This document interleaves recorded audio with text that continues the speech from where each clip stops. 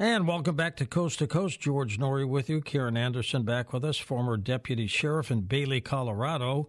Karen experienced heightened awareness, honing her intuitive skills on the force, dealing with life-threatening situations while on patrol. They helped her. And during this time, she rediscovered her childhood gift of animal communication and has been helping others to bridge the divide and understand the mind of animals and even deceased humans as well. Her drive to help others and give back to the community led her to a career in law enforcement, mastering those intuitive skills as a deputy sheriff in Bailey, Colorado, where Karen learned to trust her inner voice as she encountered life-threatening situations while on patrol. Karen, welcome back. Oh, gosh, thank you so much for having me back again, George. Looking forward to this. And your new book, The Pet I Can't Forget, is simply amazing. Oh, thank you. Thank you very much. While you were a deputy sheriff, give us a story on one of those life-threatening situations that you were able to get out of because of your intuitiveness. Well, one of the most memorable moments I can think of is I had just gotten off of field training, which means I was on my own. I didn't have to have a training supervisor with me. And we had a rollover accident. It was late at night. It was summertime. It was pitch black, 8,000 feet up in the Rocky Mountains of Colorado. Wow. There's total pitch darkness. And the suspect fled. He was known to be armed, and he had an outstanding warrant. So I was told to stay on perimeter and to maintain the scene of where this rollover accident happened. And the other officers were out looking for the suspect. And while I was standing in this field next to my patrol car by myself, I saw a herd of deer come through. And they were not too upset with my presence, but they kept an eye on me, but they were looking up at me as they were walking through. And I noticed that the deer kept looking to the right-hand side when all of the police activity was on the left-hand side of this big field we were in. So I said to myself, I thought, where is this guy? How am I going to find this guy, the suspect?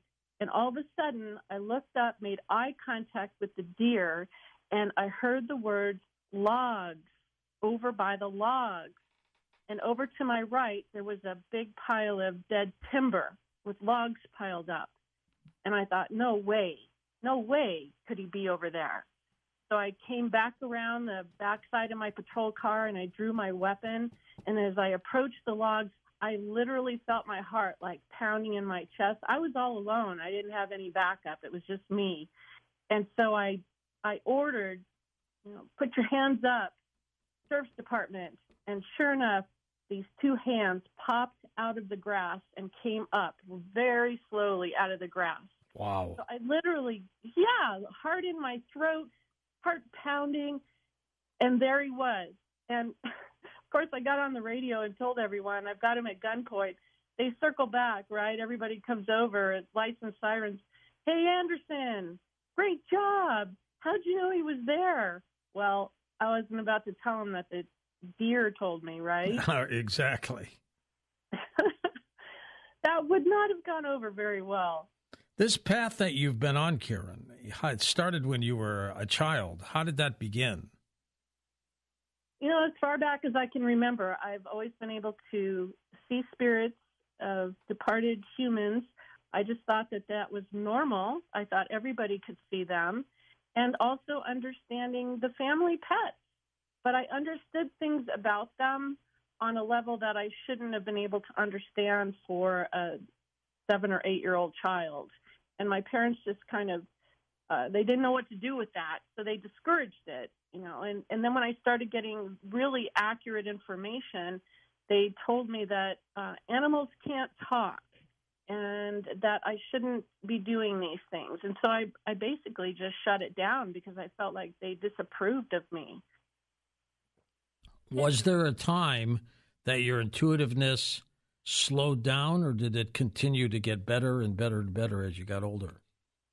Well, it slowed down there until I became a deputy. And then all of a sudden, George, it was like an avalanche. I mean, it just snowballed after that. Once I got out on my own as a police officer, and I was basically, my job, you have to be in a state of heightened awareness just for your own personal safety. And this was a mountain district. You don't have, 50 backup cars like what you see on TV. You're lucky if the nearest backup car was a half hour away. You have to work very, very smart by yourself out in these mountain districts. That's where everything started to come back to me. Good point. What made you become a deputy sheriff?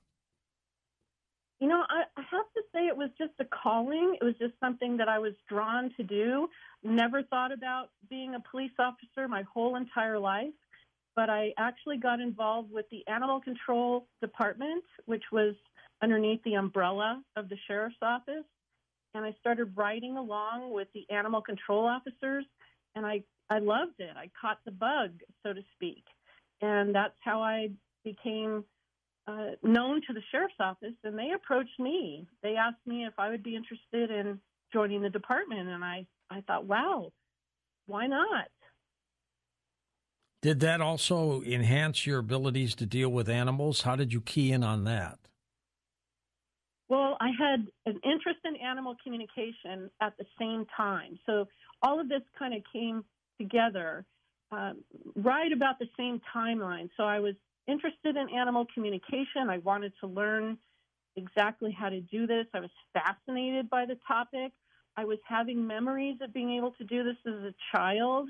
And then as being on the department, and I just started to have a heightened sense of awareness that I could pick up on basically what was going on a crime scene. So you have to be able to tell within seconds of arriving of who's lying, who's telling the truth, who the suspect is, who the aggressor is, who's going to try to hurt you. You have to really read people's eye movements, their body language. You have to be able to assess the situation very quickly. All of that keys into basically psychic development. Well, with Karen Anderson, her third book is called The Pet I Can't Forget, that just came out. Her website is linked up at coasttocoastam.com. You also have an app called petlossapp.com, which is intriguing as well. How do animals communicate? With telepathy, or is there another way? Well, they are really good at telepathy, which is basically mind-to-mind communication. So what they can do is read your mind. If you live with animals, you know exactly what I'm talking about, especially if it's the day that they have to go for a vet appointment and the cat is nowhere to be found and you haven't even gotten anywhere near the cat carrier. They can tune into those frequencies of our minds, plus they pick up on the images that flash in our minds when we think about something.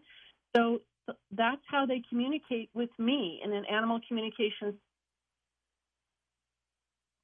I get a sense or a feeling about something, or I may even hear a word or a sentence, even a name. Sometimes they'll send me initials or names. I never know what's going to come through.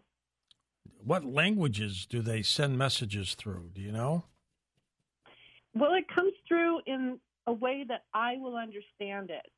So, for instance, I had a client who lived in Japan, and her cat was lost, and she spoke very good English, but she said her cat had never been around anyone who spoke English because they were in Japan. She asked, would you be able to find my cat? My cat doesn't understand English. I said, I don't know. Let's try. And sure enough, George, all the messages from the cat came through in perfect English because it's what I understand. So there's a bit of a translation process that happens. I can't quite explain how it happens, but the messages come through to me in a format that I understand. What does an animal want from us, Karen? What do they want us to know? Well, the ones that are still here and alive and well want our time. They want our attention. They want our focus. They want us to be present with them. Our love? That's one. Yes, absolutely. Love, companionship, that's really their entire life. It revolves around that emotion of love. And the animals in the afterlife, it's truly the number one powerful force in the afterlife is the bonds of love. So it truly comes down to those emotional connections that we have with them. Truly remarkable. And what about the animals that have passed on that are still trying to communicate with us? What do they want? Exactly the same thing. They want us to think about them with a smile on our face. This is the interesting part, too. They want us to remember them for who they were and celebrate the life they shared with us. Rarely, and I mean rarely, do they ever want us to focus on what went wrong or how they died or what happened at the end of their life. And a lot of times, humans want to focus on those things, and the animals just don't like talking about it. It's not something that really matters to them. What matters more are the fun times, the memories, the places you went, the things that you did, the time you spent together. They will rarely talk about those moments or the end of their life when they were struggling to leave their body, or perhaps they had an accident and something happened to them and they passed on. Rarely do they want to talk about those things. And this book, The Pet I Can't Forget, is primarily for people who are grieving pet lovers, isn't it? That's correct. I found that when I was doing my animal communication sessions, that when an animal came through that had passed on, their messages were so healing and so powerful that they could literally lift their human mom or dad. I call you their moms and dads. They could literally lift their human moms and dads out of that really dark place of grief and really point them in a positive, more loving direction and get them on the path toward healing, because they don't want us to be sad about them. They don't want us to be upset when we think about them. What kind of signs do these animals send? Oh, my gosh, there are so many different signs. The most common ones that I've come across are our dreams. They visit us nightly in our dreams. Sometimes we remember them and sometimes we don't remember them. But a dream visitation from a departed, positive and loving. It won't be scary, or it won't be that they're calling out in pain. They act on you. When you wake up in the morning, you'll actually look around to see where they are because it was so real. You expect to see them when you wake up. So that's the most common one. But there's many, many more, too, like sending objects such as feathers or heart-shaped objects. That's a real popular one, too. They love doing that. And also other animals like birds, butterflies, ladybugs, dragonflies, all kinds of different signs, just to get our attention and just to let us know that they are still with us and around us. It's interesting that they do that. And do different animals react differently, like a dog to a cat or a hamster or a bird? You know, I haven't really found a difference in how they react as far as a species go. I think individually the personality is what dictates.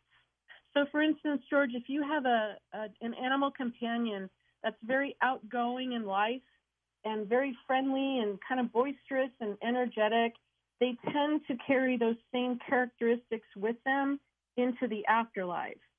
So they would be the one who you would probably sense a sign or a message from them more easily compared to a companion that was perhaps shy or quiet or kept more to themselves. Their messages might be more subtle and harder to sense because the energy just doesn't come through as strong. Now, what does grief do? Does the animal grieve as well as the human? The animals that are still here, that are still alive, that have lost a fellow companion or a departed, or they've lost a human, their human has passed away, yes, they absolutely grieve. So your animal companions can feel all of the same emotions that you feel when you lose somebody you love. But I have found that animals that have passed on, that are communicating with me from the afterlife, they rarely show any sign of grief.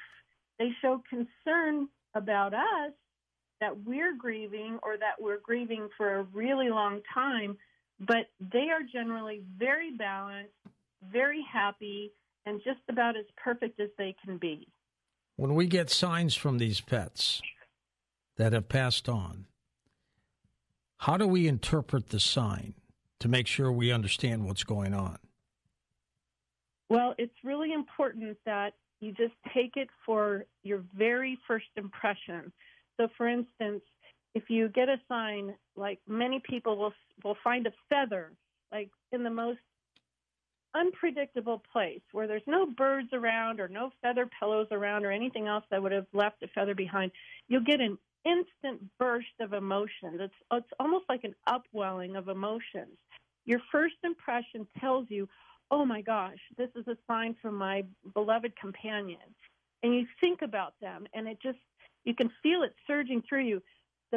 Your first impression tells you right then and there who sent that sign, and you should trust that and believe that it was from them and know that it was intentionally placed so that you were in the right place at the right time to find it. What if we don't find these signs and they're right under our nose, Karen? But is that possible? Yes, it happens all the time. Fortunately for us, they will generally they'll get a little bit more obvious, and over time they may get even really big, like clouds up in the sky, or you might see their name printed somewhere, or you might hear their name. I mean, there's so many different ways that our companions can send us a different sign. There's musical signs. They can send us our favorite song. There are coins that they can leave for us, pennies. They can even leave a tuft of fur or a whisker right in their favorite spot or where they used to sleep or where they used to hang out. There's so many different ways. And we, as their moms and dads, just need to pay attention and be aware that they will probably be sending us signs, and they are hoping that we will notice them. But they'll keep trying if we don't. If we don't notice them, does that mean we're not getting them or we're just not tuned in? Well, I think grief plays a big part in that, because when we're grieving, everything... It's like a block, isn't it? Yes, everything gets blocked. And, even for me, with the work that I do, when I am deeply grieving a loss, I'm completely useless. I can't do anything. I can't receive any signs. I can't receive any messages because I'm human, and those emotions are so powerful. But as we realize that our companions, the only place that they would love to be is with us, when we realize that they are still with us, energetically speaking, of course, and we trust that, it fuels them to send more signs. It's like they get excited about it. It's like they want to send more signs. They get, yay, they saw my sign, and they can't wait to send another message to us. So it really does amplify if you tune in and pay attention. And if you're in that spot where you feel like you haven't received anything, I will betcha you have. You just haven't been in the emotional state or the emotional awareness to be able to pick up on it yet. And there's nothing wrong with that, because grief is natural and normal, and you should process all of those feelings at your own pace. Karen, we're going to take a short break. We're going to come back and chat more with you. Karen Anderson with us, The Pet I Can't Forget. And welcome back. George Norrie with you. Karen Anderson with us. Her book is called The Pet I Can't Forget, as we talk about animal communication and the afterlife. Are our departed pets with family members who have died, Karen? Almost always, George, when a departed animal comes through, they're with somebody in what we call our soul group. So that would be a loved one, human loved one that has passed on. So, yeah, they are definitely with our human departed loved ones. Are they there to comfort us or the departed one? Both, actually. And even if somebody didn't particularly like animals, let's say you had a grandmother that didn't like cats, she would still be there with your departed cats because you are the common denominator, and both of them love you, so they come together in the afterlife. Tell us about your soul group. Well, a soul group is everyone that we have incarnated with in this lifetime. So it doesn't have to be a blood relative. It can be a friend, it can be a neighbor, a coworker. It's somebody that has had a significant impact on this lifetime. And this soul group is somebody that these are people that will often send messages through to you and signs from the afterlife, including your departed companions. Now, how do you handle people who, there are some out there who just don't like animals? How do they affect this? Well, it's hard for me to imagine that. I know, but there's some folks out there, Karen. There are. But for those people who truly don't like animals, I understand everybody's unique, everybody's different, but there's so much that they can teach us. There's so much we can learn from them. And in many ways, they've kind of got it figured out a lot more than humans.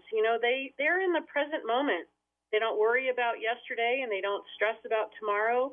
They're right here, right now, enjoying the moment and living their life to the fullest. And we could really learn a lot from them. What communicates with us more, the pet that's living or the pet that has passed on? Oh, that's a great question. I would say probably the one that is living, because they want so much of your attention while they're here. So that would probably be my best guess. That they tune out a lot of what we run through our minds because it doesn't concern them, but they're certainly trying to get our attention while they are here with us and still alive. Did you ever run into anybody who treated an animal badly and the animal passed on? Maybe not at the hands of the individual, but it died. Did the guy ever feel regret or any remorse or anything like that? I've had a lot of feelings of remorse come through from departed humans. And that's something that I don't think I've ever felt regret or remorse come through from a departed animal. So that's an interesting comparison to make. The feelings of regret and remorse, that's more of a human concept than an animal concept. Explain what grief is to you, Karen. Explain that definition.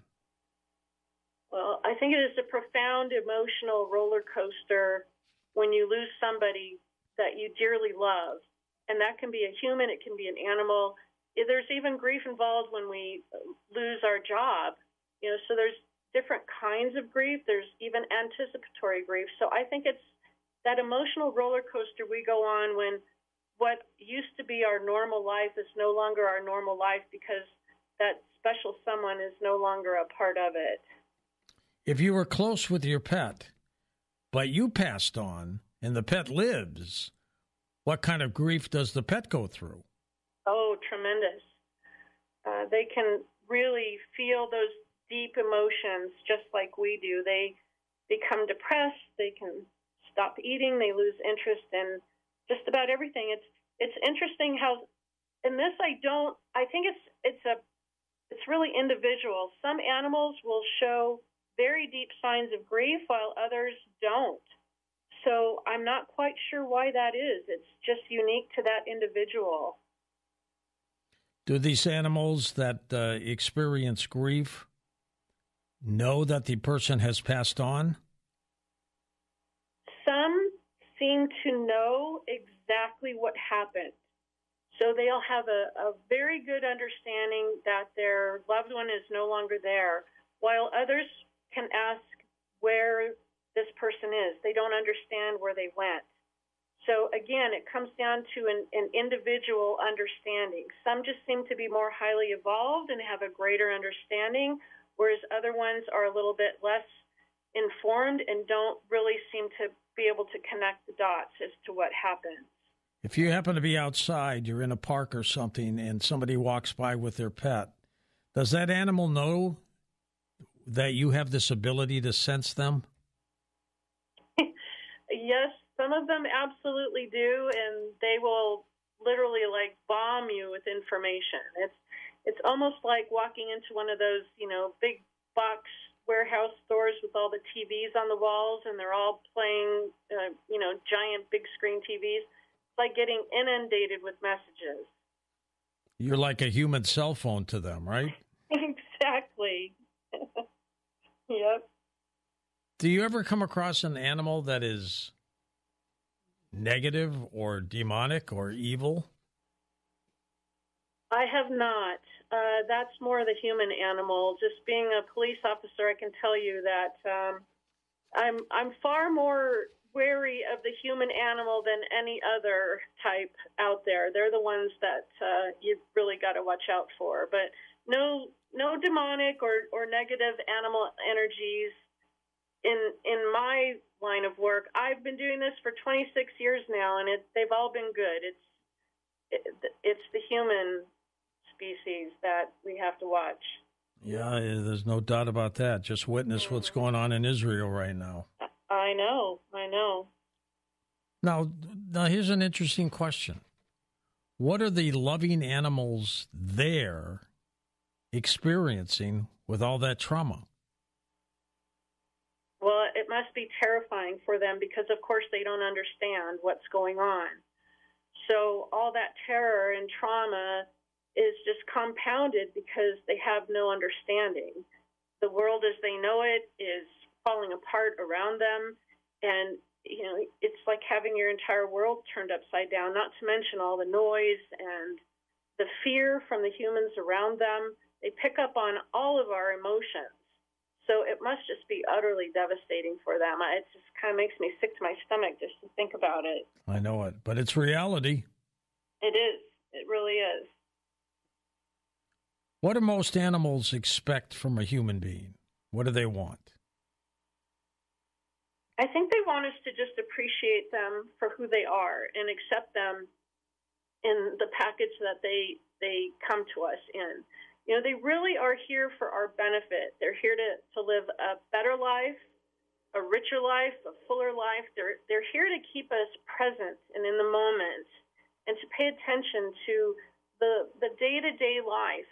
And I think that when we appreciate them for who they are and the little quirkiness and funny moments that they bring us, I think that's really what they want from us. I mean, truly. There's very few animals that ever come through that say, gee, I wish my mom or dad didn't spend so much time with me. That's just not something that I would hear from them.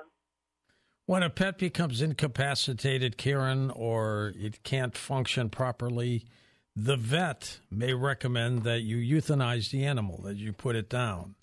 And I would guess a lot of animals that have been in families don't die naturally, but they die when you bring them to the vet and they euthanize the animal. What kind of trauma is that for the animal? And do they know what's happening? Well, they don't understand euthanasia per se, but they probably understand that their body is failing them, and they look to us as their guardians to help manage them and help them through this time. So they trust us completely. They trust us wholeheartedly. And there's more of a struggle, George, when they pass naturally, unless it's, of course, sudden and or they go in their sleep. But, death is ugly, and I've seen it far too much just being in law enforcement. It doesn't happen like it does on TV or in the movies. It can be painful and a struggle, and most animals have shared with me that the process of euthanasia is far less stressful and traumatizing than struggling through a natural death. Does a certain breed have abilities to communicate better from the afterlife? No, there isn't a certain breed. It's not like, the dolphins are the smartest or chimpanzees. In every type of species, cat, dog, horse, you name it, there are going to be very intelligent animals that communicate very well, and there's going to be some that don't, just like in humans. You take, 10 people and try to sit down and have a conversation with them, there's going to be a couple that are really easy to talk to, a few that aren't, and most of them will fall somewhere in the middle. It's the same with different types of animal species. Karen, if you can get 15 or 20 years out of your pet, that's a pretty good long life. Why can't they live longer, though? I don't know. I haven't figured that one out yet, George, but when I do, I promise you'll be the first to know. I've always wondered about that, haven't you? Yeah. Yes, they're here far too short, and I don't understand, because some of them leave very early in their life. So I don't know. I've had a horse that lived into her 30s, and that's old. That's old for a horse. I know. And then other animals that pass when they're just a puppy or a kitten. So maybe someday when you and I are both on the other side, it'll all make sense to us. Or maybe when we're on the other side, we'll realize that part of it doesn't really matter, the length of time that we're here. Maybe it's just the quality of the time that we were here and the purpose that we were here for that truly matters. How often does the pet that has passed on come back to its owner who's still living, or does it at all? Reincarnation happens. It doesn't happen all the time. Some animals come back a lot, like a couple different times during our lifetime, and others just once. And it really just depends on the soul path of that particular animal and also your path, because think about how many times we change our minds about things. We move, we change jobs, we come in and out of relationships. Some people have allergies. So there's all kinds of things that can happen that can throw a monkey wrench into reincarnation. Okay, now you talked about earlier the kind of signs that pets send to us. You mentioned dreams and different sounds and things, but you mentioned feathers. You said something about feathers. What is that?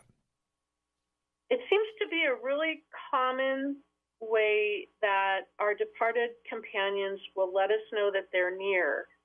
I'm not sure if that has something to do with the symbolism of feathers and birds just being spirit messengers, but it seems to be a very popular method for animals to send a sign to their loved one, because these feathers will show up in places that have no logical explanation.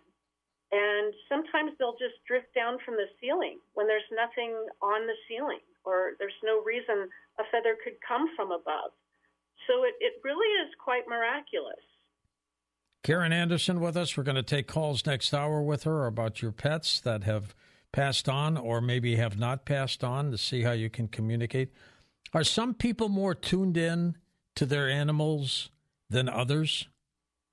I think so. I think that we all have a different level of ability with our intuition, and some of us work really hard at it, and others maybe they don't believe in it, so they're not as highly tuned in.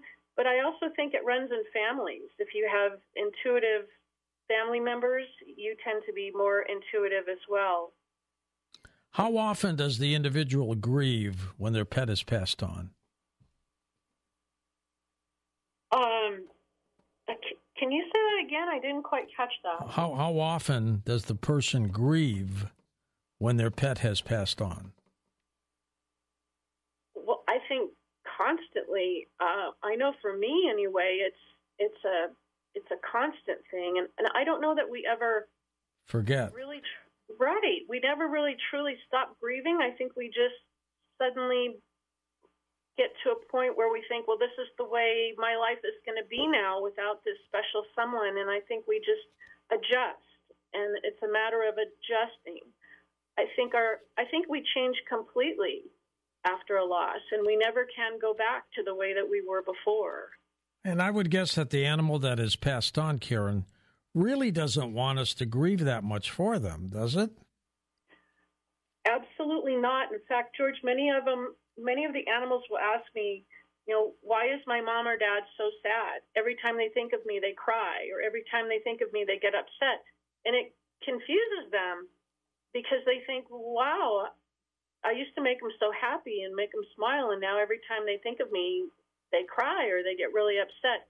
So our grief can be very confusing for them if it goes on and on and on. So that's something to think about. If you are stuck in that place, it really does affect them. They don't always understand it. I've been seeing some television commercials lately for animal shelters, and they're very effective because they'll have like the pet outside a fence looking for its owner, but the owner never comes and stuff like that. That's got to be emotional for the animal. It is. And, they share so many of our emotions, but they're the pure ones. They're, the love and the sorrow and the sadness and the pain. They share so much of what we feel, and it is very traumatic for them. And I can't even watch those commercials because it is very upsetting. They are sad. They are sad indeed. And does the pet know that we care about them? 100%. Your intentions, what's in your heart, and how you feel about your animal companions, that is the number one motivator and the most powerful force that connects you to your companion. That's why once they pass on, once they are out of their physical body, they will always be connected to you because that powerful force never ends. It continues into the next dimension. Karen, we're going to take a short break. We're at the top of the hour, but we're coming back with an hour of phone calls for you next on Coast to Coast AM.